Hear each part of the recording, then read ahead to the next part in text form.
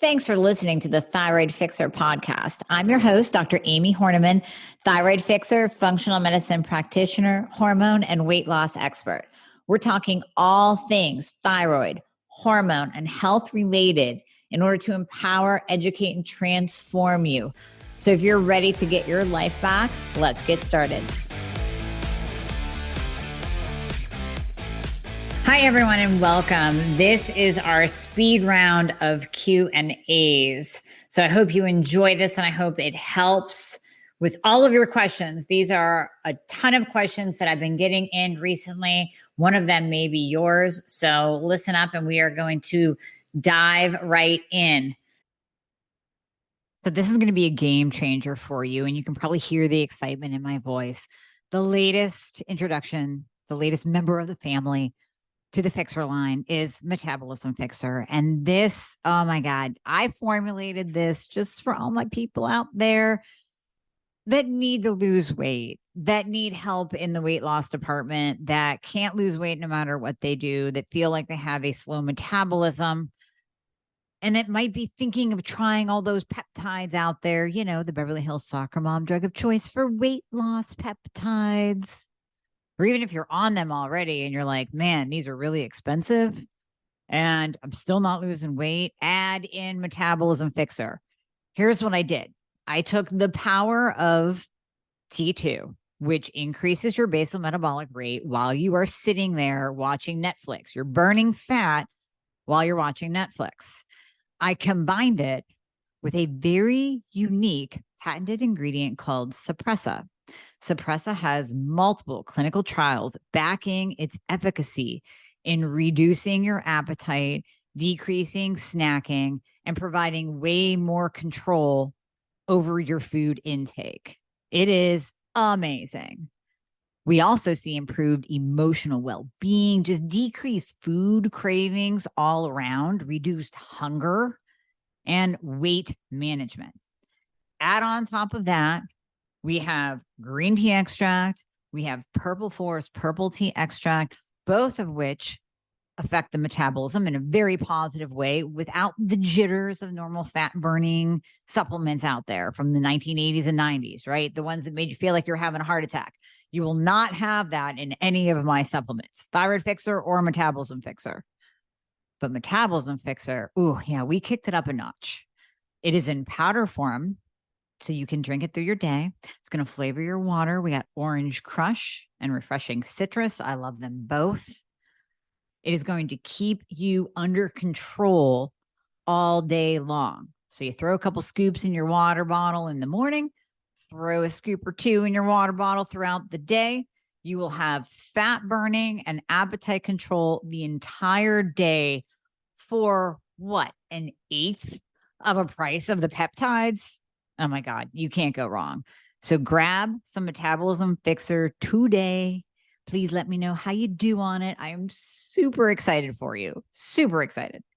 So, of course, topic, thyroid and hormones and weight and adrenals, all of that good stuff that we always talk about on here. The first question is there a better medicine than Synthroid? I'm so tired of getting fatter. So many of you have heard this before, right? I always talk about T4 not working on its own in about 99% of patients. So if you are hypothyroid, if you have Hashimoto's, if you had a total thyroidectomy, a partial thyroidectomy, and you are on T4 only, meaning Levo, Synthroid, Tirosint, and there's many other names for them. If you are on T4 only without its co-component, the most important component, T3, in the mix somehow, some way, in the form of leothyronine, cytomel, or as an NDT, a natural desiccated thyroid medication, then you are getting the short end of the stick. Because when you think about it, that T4 has to convert over to the active form of T3. So you are taking T4, which is completely inactive. None of your cells, not one of them, has a receptor site on it for T4. We only have receptor sites on our cells for T3. So if you're talking about getting fatter and fatter, number one, are you converting? Are you converting all of that T4 into its active form, T3, to get to your cell, to give you a metabolism, to help you lose your weight. Is that even happening? Well, the only way to know that is by testing your reverse T3. And even if that is not elevated, so reverse T3 optimal is below a 12. Even if that isn't elevated and you're still on T4 only, you could just be stuck. You could be reacting to the fillers in it. If it's generic, you said you were on Thyroid. So my argument would be you're on T4 only and it just doesn't work. So many other factors come into play when we're talking about conversion. So when we're talking about conversion, we have to look at, are you insulin resistant? That high insulin will impair T4 to T3 conversion. Are you estrogen dominant? That will impair. Are you anemic? Do you have enough iodine, zinc, selenium, magnesium, all the cofactors needed to convert T4 to T3 properly? If you don't have those, then taking all the T4 in the world is not going to help. So you are either getting fatter because your reverse T3 is elevated, or you're getting fatter because your cells are starved from T3. You're not converting properly. You don't have T3 in the mix, and it's just not working. And you are staying in a hypothyroid state. So even if that reverse isn't elevated, you are still hypo, meaning low, and everything is low and sluggish. It's just in a deep, low, hypo state. Okay, are there any natural products I can take instead of Levo? Kind of bouncing off of our last question.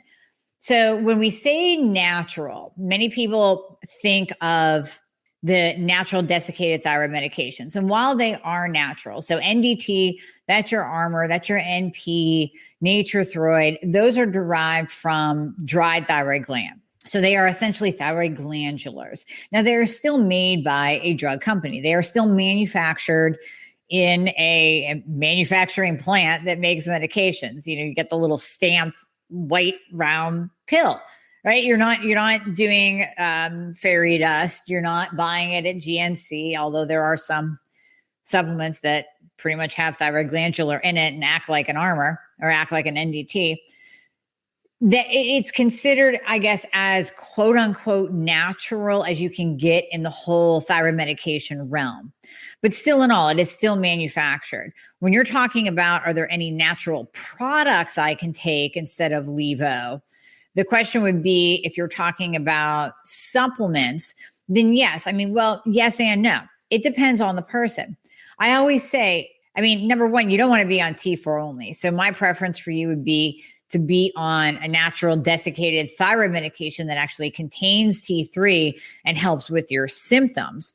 And then part two to that would be, of course, there are natural supplements, some of which contain thyroid glandular in them that can act like an NDT when we can't get someone's practitioner to prescribe NDT or to prescribe T3, and they were just literally stuck.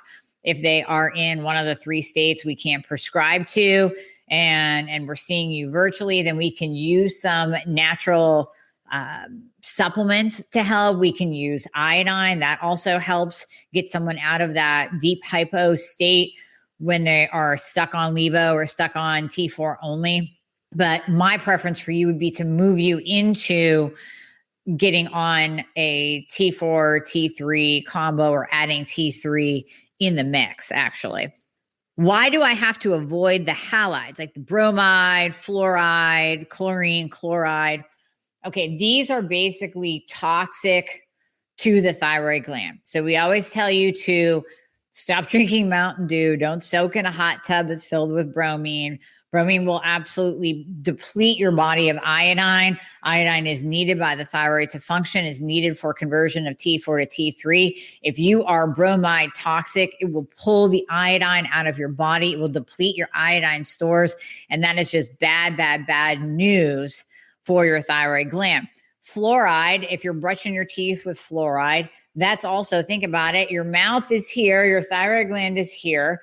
Not only is it destroying your thyroid gland, it's toxic to your thyroid gland, but if you don't have a thyroid and you're relying on medication, or if you have a Hashimoto's and you're in the later stages, if you have hypothyroidism and you're taking thyroid medication and you're using fluoride, you are decreasing the effectiveness of your medication as well. It's incredibly, all the halides are incredibly toxic to the thyroid gland. That includes, of course, chlorine, which is in our water system. So if you're on city water, you have chlorine in your water system. There are times more so at my dad's house, because I have a water filtration system at my house. At my dad's house, I can actually smell the chlorine when we turn on the water. I grew up with a pool, so we would dump chlorine in the pool. I know the smell like the back of my hand. So I can smell high amounts of chlorine in the water. And then that just freaks me out. I mean, not only is that killing your hair and your skin, but it's decreasing the function of your thyroid gland. And that is just sad, sad, sad, sad. Okay, we're moving on. Why do some endocrinologists refuse to acknowledge T3 and reverse T3? Listen, if I had that answer, I would be a wealthy, wealthy woman. It's what they've learned. So I heard a talk by Dr. David Brownstein, and he was talking about when he was in medical school, and one of his professors was actually smart enough to say this to the class. He said, 50% of what you learn now in school will be false, negated, and flipped around 5 years from now. Now, if every single professor in every single medical school said that to our doctors, specifically our endocrinologists, maybe we would be in a better state, but that's not the case and it's not happening. So I told the story about years ago how I gave a talk to the integrative wellness practitioners here at LECOM. And I was talking about reverse T3. I was talking about testing for it and the importance of testing for it. I was talking about getting out of the Synthroid box and actually being willing to prescribe T3, because if you have depression and you need an antidepressant, doctors will prescribe you 2, 3, 4 different kinds. They'll stack one on top of the other till they find the right mix to fix you. Well, to make you feel better. It's not fixing anything, but they won't prescribe more than T4. Why is that? And one doc raised his hand and said, because that's all we've learned. So there you go. I mean, when you're talking about endocrinologists, you're talking about that is literally all they have learned. And that's what they are pushing on their patients. And then beyond that, they haven't checked to see what has become false in the years since they've left medical school. Sometimes it's 20, 30 years ago that they were in medical school, and they haven't looked at a book or an article or a research paper in decades. And yes, you would think of endocrinologists as treating the endocrine system, meaning your thyroid gland as well, but that is simply not the case. And yes, they are scared of T3. Many endocrinologists are under the false presumption that T3 will cause a heart attack and create bone loss. And since then, again, going back to the studies have proven that completely false. It's negated. It's done. We're over that. But they're holding on to that premise that somewhere they were taught that, that suppressed TSH level is bad. And that high if you give somebody T3, they're going to have a heart attack. God forbid you give a pregnant woman T3. Oh my goodness. Meanwhile, if a pregnant woman's thyroid is not optimized, if her iodine levels are low, if her T3 is low, she's having a baby with autism, developmental delays, severe retardation. It's bad. It's really, really bad for brain development of the baby. But again, we circle back to endocrinologists are scared and they haven't boned up on the latest research. And we can say that to some conventional docs too, not just endos, but endos are the worst of the bunch. I am sorry if there's a good endo out there listening and cursing me right now as he listens to my podcast in the car. Probably wouldn't be listening to me, but I apologize. And if you are awesome, if you are A1M1 and you kick ass as an endo, reach out to me and let me know. I will refer people to you. I promise you that. And I will give you praises up one side and down the other. But in my experience of 25 years and working with thousands of patients, I have a list of 2 good endocrinologists. That's in the world. Because I have patients in the UK, Australia, and South America. So that's in the world too. I'll leave you with that. Okay, I'm on a statin. Can this affect cortisol? Yes. So number one, if you're on a statin, you probably don't even have to be, unless you've had a previous heart attack. Statins only work on lowering LDL from a genetic predisposition to have high LDL and then post heart attack. That is the only time that statins are absolutely needed. Remember that with total cholesterol, they change the range. It used to be 300, now it's 200. Why? To put more people on statins. If you go on a statin, you're probably on, if you are on a statin, you're probably on one unnecessarily. You probably need to address your thyroid first and make sure that your thyroid gland is optimal. And then you need to lower insulin because you also probably have insulin resistance. And if you're running around with high insulin, you're going to have high cholesterol, and your doctor's not going to be happy and slap you on a statin. Number two, you're on a statin and now you have elevated cortisol levels. Now, what's cortisol going to do? It's going to push up insulin, which is going to make your cholesterol numbers worse. And it's also going to interfere with thyroid function. So high cortisol levels will interfere with T4 to T3 conversion, and it's just going to make the whole situation worse. I mean, in addition to being the second most prescribed drug in the world and having the number one most side effects, just so many side effects, I couldn't even list them because we'd run out of time. Statins are absolutely horrendous. Thyroid is the number one most prescribed drug in the world. Statins are number two. And, Thyroid just comes with that list of like a few side, you get your hair loss, you got the fact that it doesn't really work on its own and you're going to stay fat. Statins, you can step off the side of a curb and get spontaneous femur rupture, meaning your thigh bone could break in half. And that's after you've had the muscle cramping and muscle pain and joint pain and fatigue and brain fog. Hey, sounds like thyroid. Well, it could be the side effect of the statin, and then it could also be increasing your cortisol, making your thyroid gland work less because that T4 cannot convert to T3, and then cortisol creates a whole bunch of inflammation and then high insulin levels as well. How long should I wait before eating or drinking coffee before I take my Levo?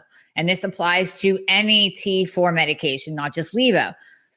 So number one, you have to wait 1 full hour. And I mean, not 40 minutes, not 50 minutes, 1 full hour, 60 minutes between the time that you take your T4 medication. Let's say you're on NDT that contains T4, or let's say you're taking T4 in its own form, along with, if you're lucky, T3.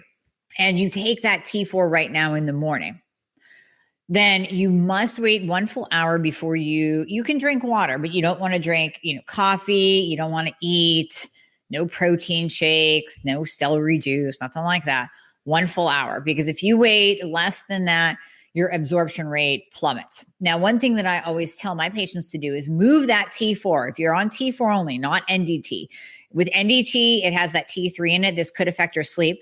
Move that T4 to right before bed. Literally lay it on your pillow, and before you climb into bed, you take that medication. Now, that means that you have to leave an hour before you go to bed without food. And you could take your melatonin within a half an hour. You want to take your magnesium 1 full hour before, and any other medications or supplements that you take before bed, you want to leave that 1 hour. So sometimes that's more of an issue for people than it is taking it in the morning. But I found that patient compliance, it makes it way easier to get up in the morning and just have your coffee. Now, T3 is not as sensitive. T3, you could probably get away if you're breaking it up and it's not in NDT form. You could probably get away with T3 being like half hour, 45 minutes before you drink coffee. And I would say try to make it so that you are taking it on a bone dry, empty stomach, like first thing in the morning.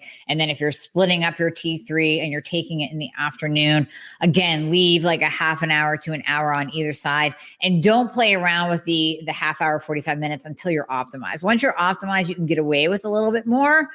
But while we're trying to get you optimized and we're adding in that T3, I wouldn't mess around with the timing. I would try to leave 1 full hour. I'm taking a minute to interrupt the podcast just to tell you how you can sign up for a free discovery call with me to learn how we can work together as a team and how I can help you to get your life back.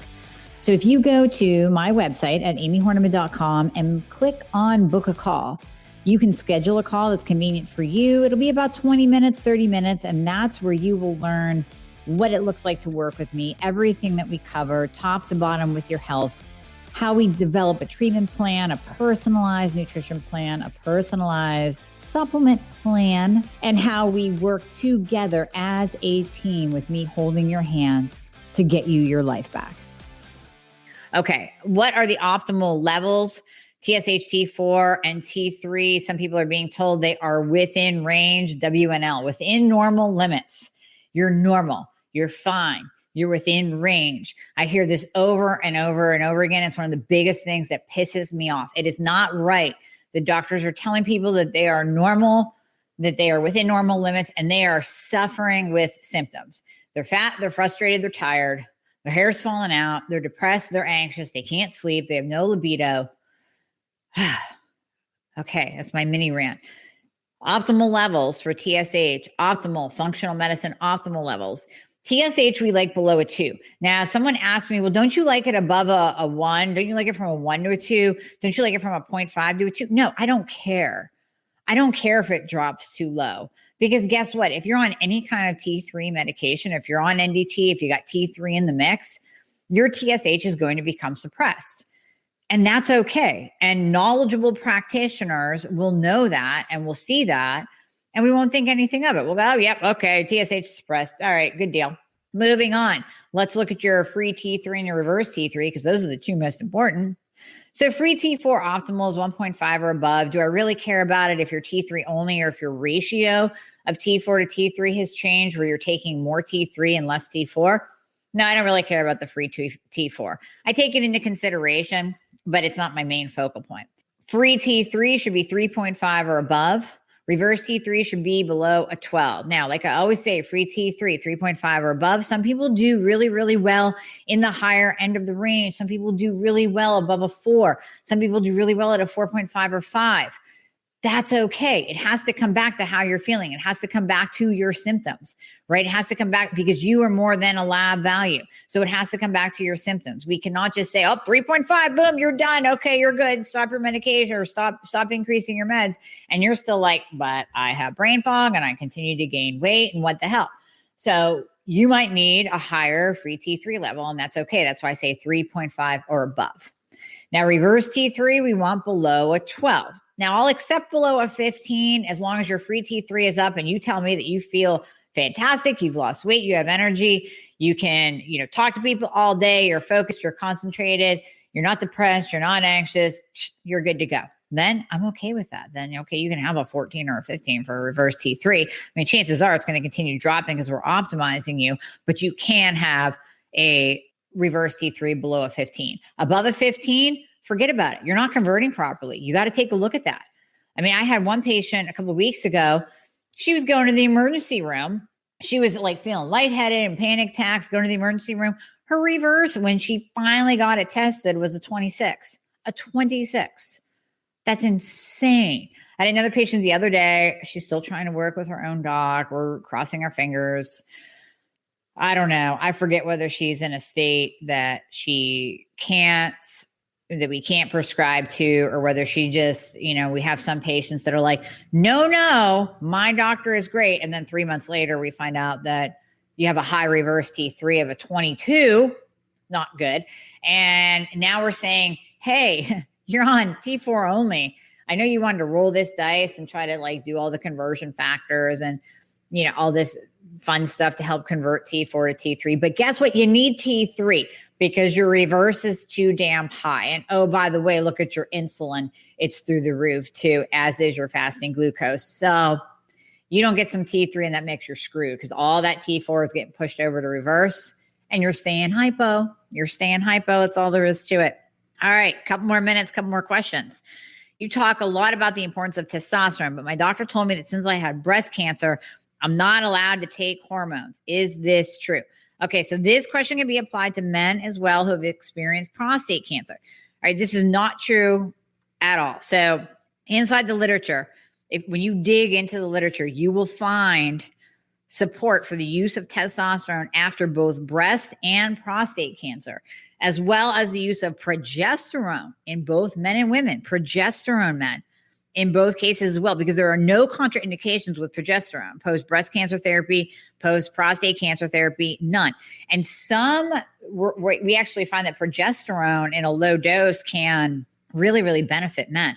So testosterone post-breast cancer is amazing to just restoring how a woman feels, especially after going through chemo, radiation, a mastectomy. I mean, it just lights a woman up. I mean, we fix the thyroid if that got tanked through chemo. We support the thyroid if a breast cancer patient had hypothyroidism before and maybe wasn't being diagnosed, wasn't being optimized, wasn't being treated properly. We support the thyroid. We give a little bit of testosterone, progesterone post breast cancer. We give a little testosterone, progesterone post prostate cancer, and people feel amazing. This helps so much. So progesterone dosing for women, usually around like 50 to 100 micrograms or milligrams. I have some women that go a little bit higher, but if you go too high, you can actually get the same symptoms of low progesterone. So we have to kind of tweak that and make that your own and kind of fit it to you as the individual. And then for men, 10 to 20 milligrams per day can even work to boost libido in conjunction with testosterone. So that's kind of like a nice double effect for the men. You know, you get a little bit of an improved erection and higher libido and better energy with the testosterone. Then you sprinkle a little progesterone in there, and bam! It's not like Cialis or Viagra where you have to worry about a 4-hour erection, but you know, everything's going to improve. So, hey, why not? Right? Okay. People are enjoying my rants. I love this. Oh, thank you. All right. Couple more.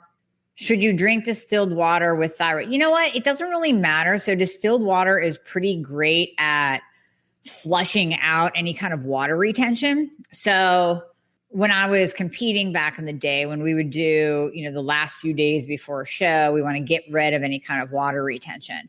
So distilled water, and I still tell people this to this day, I'm like, don't believe me, just try it out. You will pee like a racehorse, right? You drink distilled water, it does something. It just flushes you out as opposed to spring water or Dasani or whatever. It just flushes you out. So distilled water is just amazing if you have water retention.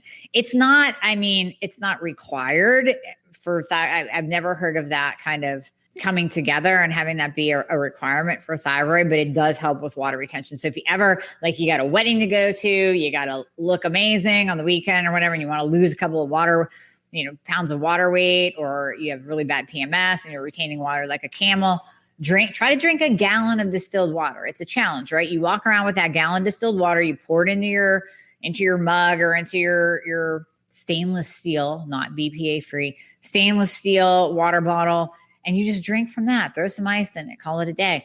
Number one, that trying to drink a gallon is almost like a challenge. So for my type A's, that's a really good challenge for you.